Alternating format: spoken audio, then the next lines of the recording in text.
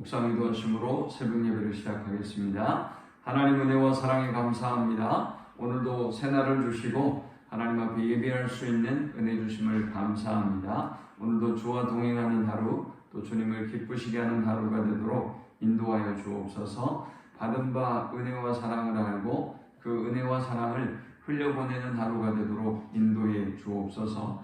오늘 이 하루도 우리가 가지고 온 모든 인생의 짐과 문제들은 주님이 담당해 주시고 세상이 알 수 없는 크고 은밀한 방법대로 일하시고 역사해 주옵소서. 오늘도 하나님의 자녀들의 오가는 모든 발걸음을 하나님이 안전하게 지키시고 보호하시고 함께해 주옵소서. 예수님의 이름으로 기도합니다. 아멘. 찬송 70장 드리겠습니다. 피난처 있으니 환난을 당한 자 이리 오라. 땅들이 변하고 물결이 일어나 산 위에 넘치되 두렵잖네. 이방이 떠들고 나라들 모여서 진동하나. 우리 주 목소리 한 번만 바라면 천하의 모든 것 망하겠네. 만유주 하나님 우리를 도우니 피난처요. 세상의 난리를 그치게 하시니 세상의 장검이 쓸데없네. 높으신 하나님 우리를 구하니 할렐루야. 괴로움이 심하고 환난이 극하나 피난처 되시는 주 하나님. 아멘. 오늘 이 시간에 주시는 살아계신 하나님의 말씀은 구약성경 출애굽기 22장 16절에서 31절의 말씀입니다. 사람이 약혼하지 아니한 처녀를 꿰어 동침하였으면 납폐금을 주고 아내로 삼을 것이요. 만일 처녀의 아버지가 딸을 그에게 주기를 거절하면 그는 처녀에게 납폐금으로 돈을 낼지니라. 너는 무당을 살려두지 말라. 짐승과 행음하는 자는 반드시 죽일지니라. 여호와 외에 다른 신에게 제사를 드리는 자는 멸할지니라. 너는 이방 나그네를 압제하지 말며 그들을 학대하지 말라. 너희도 애굽 땅에서 나그네였습니다. 너는 과부나 고아를 해롭게 하지 말라. 내가 만일 그들을 해롭게 함으로 그들이 내게 부르짖으면 내가 반드시 그 부르짖음을 들으리라. 나의 노가 맹렬함으로 내가 칼로 너희를 죽이리니 너희 아내는 과부가 되고 너희 자녀는 고아가 되리라. 내가 만일 너와 함께한 내 백성 중에서 가난한 자에게 돈을 구워주면 너는 그에게 채권자같이 하지 말며 이자를 받지 말 것이며 내가 만일 이웃의 옷을 전당 잡거든 해가 지기 전에 그에게 돌려보내라. 그것이 유일한 옷이라. 그것이 그의 알몸을 가릴 옷인즉 그가 무엇을 입고 자겠느냐. 그가 내게 부르짖으면 내가 들으리니 나는 자비로운 자임이니라. 너는 재판장을 모독하지 말며 백성의 지도자를 저주하지 말지니라. 너는 내가 수수한 것과 내가 짜낸 즙을 바치기를 더디하지 말지며 내 처음 난 아들들을 내게 줄지며 내 소와 양도 그와 같이 하되 이래 동안 어미와 함께 있다가 여드레 만에 내게 줄지니라. 너희는 내게 거룩한 사람이 될지니 들에서 짐승에게 찢긴 동물의 고기를 먹지 말고 그것을 개에게 던질지니라. 아멘. 십계명 이후로 하나님이 주시는 지금 22장까지 이 규례들을 보면 크게 세 가지를 우리가 깨달을 수 있습니다. 하나님은 먼저 창조의 질서가 회복되기를 원하시고 있다라는 것입니다. 자, 이제 여러분들 자녀들이 몇 명이 있어요. 그런데 살아가는 모습을 보면 뭐 열심히 했던 뭐 이런 거하고 관계없이 보면 경제적인 어떤 차이가 생기고 또 부모의 마음으로 보기에 그렇게 좋지만은 않은 이런 상황들, 혹은 뭐 본인들은 어떻게 생각할지 모르지만 부모들이 바라보기에 또 염려가 되어지는 이런 상황들이 벌어진단 말이죠. 그런데 여러분, 우리가 그런 상황이 벌어졌는데 만일 형이나 동생이 아주 급격하게 부를 축적을 했어요. 그래서 만일 형이나 동생을, 다른 형제를 노예처럼 종처럼 학대하고 부리면 여러분이 어떻게 했어요? 그런 모습은 있어서도 안 되고 있을 수도 없는 일이죠. 혹은 그 형제가 막 부를 과시하고 형제를 무시하고 종까지는 아니어도 그렇게 한다면 그 모습을 보는 부모가, 좋아하는 부모가 없을까요? 우리 하나님이 인간을 만드실 때도 똑같이 만드셨어요. 하나님의 형상대로 만드시고 보시기에 심히 좋았더라라고 말씀하셨어요. 그런데 마치 우리가 성경을 보면 하나님께서 종이나 노예 제도를 인정하고 있는 것 같으나 전혀 지금까지 우리가 십계명 이후의 말씀들을 보면 그런 구조가 아니죠. 하나님은 오히려 종되었던 이스라엘 백성을 출애굽하게 하셨고 또 현실은 부정하지 않으시는 것 같아요. 그러니까 현실 속에 지금 우리가 직면하고 있는 사회적인 어떤 구조 속에서 노예제도가 생길 수밖에 없었고 이 노예제도를 부정하지는 않으시는 것 같아요. 여기서 부정한다고 하는 것은 뭐 그것을 하나님이 유지하라는 것이 아니라 그 현실은 인정하되 그것이 다시 회복될 수 있도록, 다시 제자리로 원상복구될 수 있도록 하나님의 형상이 여기에 십계명이 있고 또 모든 규례들이 있습니다. 하나님 우리의 삶 속에서 하나님의 창조의 질서가 회복되기를 원하신다는 것을 우리는 하나님 주신 이 규례들을 통해서 알 수 있습니다. 두 번째, 우리가 이 하나님이 주시는 규례들, 오늘 본문을 중심으로 해서도 우리가 알 수 있는 사실은 하나님은 우리가 받은 은혜와 사랑이 저 사회적인 약자, 세상 속에 흘러가기를 원하고 있다는 것입니다. 그러니까 저와 여러분의 오늘의 삶이 하나님의 은혜를 흘려보내고 하나님의 자비를 흘려보내는 삶이 되기를 원하신다는 것을 알 수 있어요. 모든 법 시스템 속에 말이죠. 마지막 세 번째는 하나님과의 관계의 회복이 이루어지기를 원하신다는 것입니다. 이 모든, 오늘도 무당이 등장하지만 무당을 살려두지 말라고 했어요. 왜 무당을 살려두지 말라고 그랬을까요? 이 무당이 회개하고 돌아오면 당연히 살려주고 하나님의 자녀로 삼아주고 품어야죠. 그러나 이 무당은 어떤 사람인가 하면 자신의 초월적인 힘을 동원해서 우리가 하나님 앞에 나아가지 못하도록 하나님과 우리와의 관계를 파괴하는 역할을 하는 사람을 의미합니다. 하나님은 여기에 아주 엄하게 말씀하시죠. 살려두지 말라라고 말씀하고 있습니다. 자, 이런 세 가지 관점에서 우리가 출애굽기 이후에 주시는 이 규례들을 살펴보면 정확하게 하나님께서 왜 이 법을 말씀하고 있구나라는 것을 알 수가 있습니다. 자, 이제 오늘 이 본문을 통해서 우리는 세 가지 영적 교훈을 묵상함과 함께 은혜를 나누려고 합니다. 이 본문이 주는 첫 번째 영적 교훈은 세상의 풍속을 따르지 말고 하나님의 질서를 회복하라라는 것입니다. 이스라엘 백성이 지금까지 보고 들은 게 뭡니까? 애굽에서 종살이하고 생활하면서 이집트의 생활 풍속을 보고 배웠단 말이죠. 그리고 이제 출애굽의 여정을 쭉 40년간 진행할 거예요. 그리고 저 가나안 땅에 들어갈 거예요. 가나안 땅에 들어가면 또 그들의 생활 풍속, 그들의 우상 숭배, 그들의 죄악 이런 모습을 그대로 보고 배울 수밖에 없는 것이죠. 또 그들이 출애굽하는 여정 속에서도 역시 마찬가지란 말이죠. 요즘 허재 감독의 가족들이 TV에 이렇게 자주 나오더라고요. 제가 이렇게 봤는데 그 허재 감독의 아내가 아주 굉장한 분이더라고요.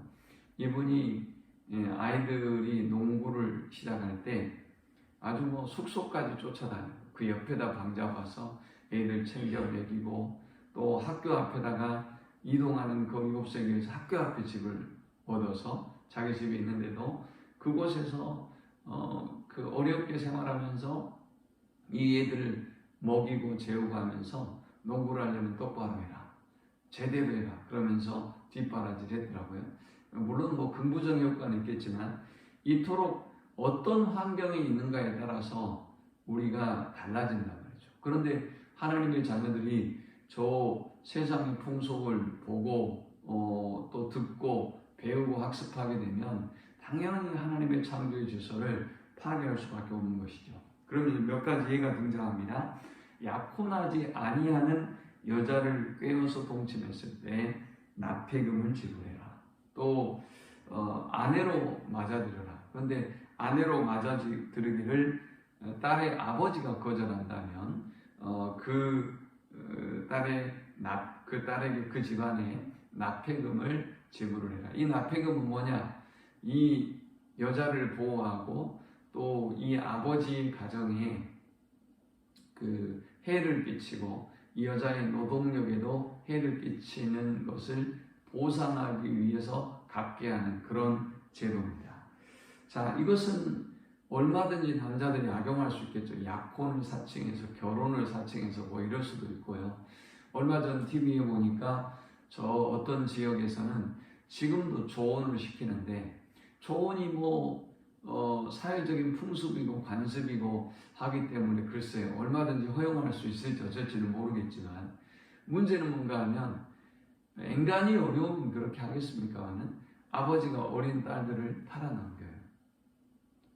뭐 나쁜 의미로 팔아넘기겠죠. 좋은 의미는 또 다른 의미로 뭐 받아들일 수 있겠지만 아주 나이든 그저 생활력 좀 있고 한 사람한테 딸을 넘겨주고 또 어떤 경제적인 이득을 얻는단 말이죠. 지금까지 그런 일들이 자행되고 있어요.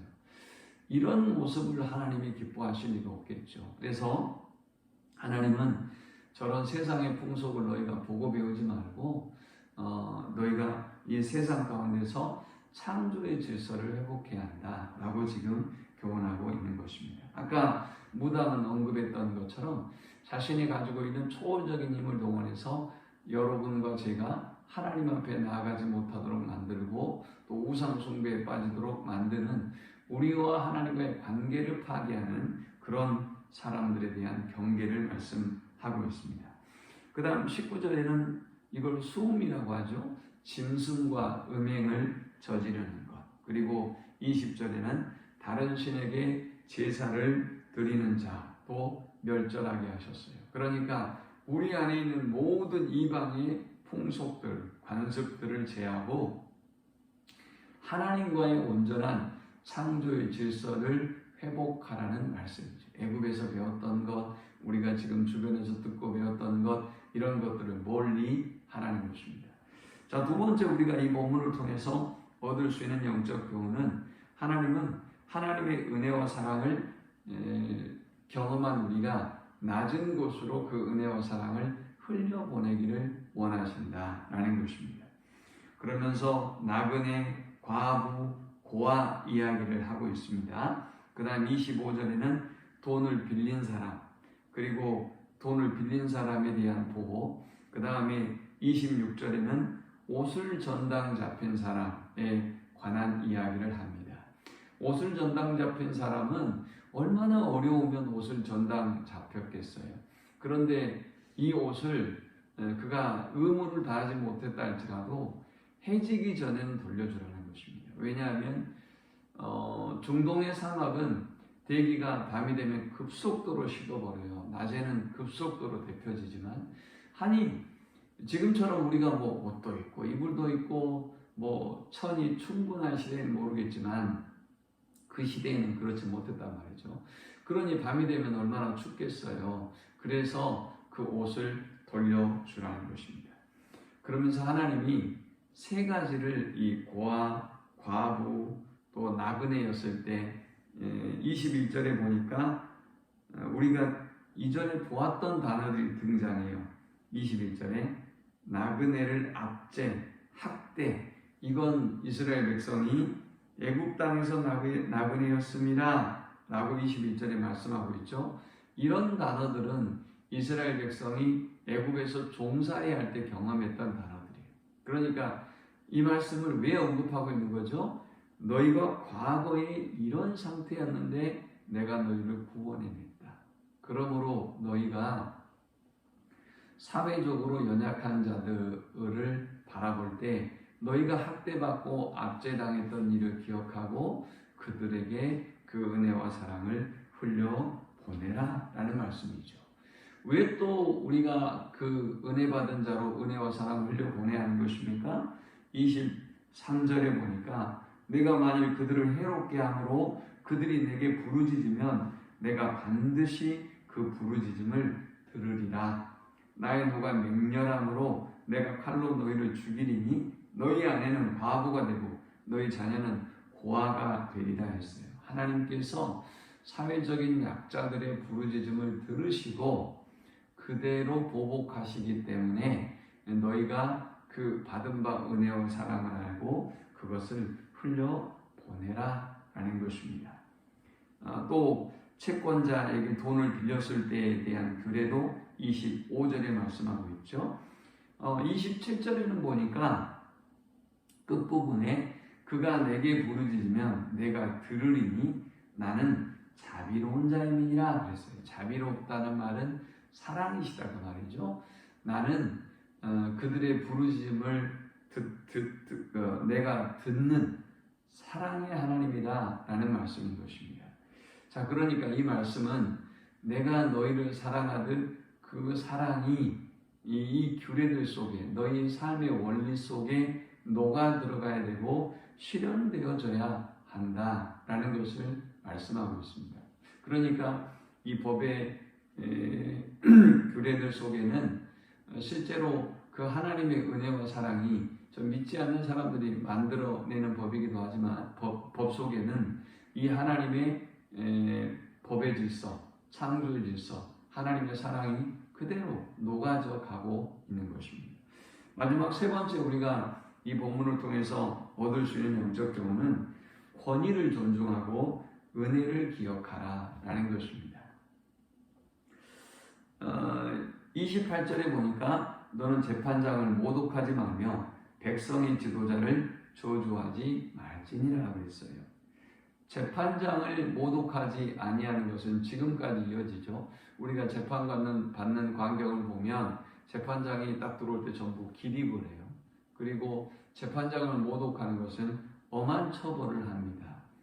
자, 이제 왜 이런 말씀을 하고 있는 것일까요? 민사, 그러니까 사람과 사람과의 송사가 벌어졌을 때 이 재판의 결과가 모두에게 흡족할 수는 없어요. 한 사람에게는 서운한 판결이 될 수 있고요. 그래서 억울함을 가질 수 있어요. 호소할 수 있습니다. 그러나 억울하다고 해서 또 내가 원하는 판결이 아니라고 해서 만일 이 재판 자체를 무시하게 되면, 재판장의 권위 자체를 무시하게 되면 어떻게 될까요? 우리가 운전하다 다니다 보면 저기 신호를 왜 저렇게 했지? 아이 여기는 교통 표지판을 혹은 라인을 이렇게 그어야 되는데 이거 위험한데? 라고 생각이 들 때가 가끔 있습니다. 설령 그렇다고 해서 여러분들이 그러면 이건 마음에 안 드는 잘못된 신호야, 잘못된 라인이야 해서 여러분이 마음대로 침범하고 마음대로 무시하고 다니면 어떻게 될까요? 자, 그러면 모든 사람이 그렇게 다니면 어떻게 될까요? 이 사회는 엉망이 되고 말겠죠. 우리가 살아가다 보면 이 재판이라고 하는 것, 판결이라고 하는 것이 불이한 판결과 재판이 될 수도 있지만, 가령 얼마 전 TV에서도 나왔지만 춘천에 만화가게 했던 그분이 목사님이세요. 만화가게 했던 그 목사님은 성추행과 성폭력인가 그랬죠. 그래서 평생 감옥에서 살다가 자신이 재판을 다 합니다. 그리고 이제 나왔지만 결국에는 이제 돌아가셨어요. 얼마나 억울한 인생이에요. 이춘재 씨도 마찬가지고 어떻게 그런 일이 벌어질 수가 있겠어요. 그러나 설령 그렇다 할지라도 모든 재판장의 권위를 무시해서는 안 된다는 것이죠. 그 다음 또 지도자를 저주하지 말라 그랬어요.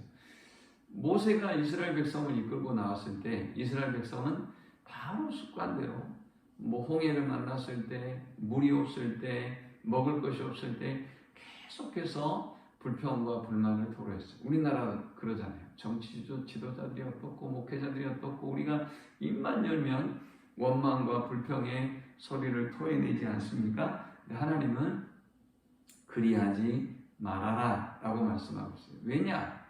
여러분 그렇게 하다 보면 지도자는 한 사람인데 우리나라 대통령은 한 사람인데 4천만이 한 마디씩 하면 잘하는 것도 있고 못하는 것도 있겠지만 그 4천마디를 어떻게 감당해내겠어요? 부족해도 우리 대통령이고 부족해도 우리 목회자고 우리 아버지고 어머니이기 때문에 우리가 장점도 있고 단점도 있고 하기 때문에 섬기고 사랑하고 덮어주면서 그렇게 앞장서서 가는 거죠.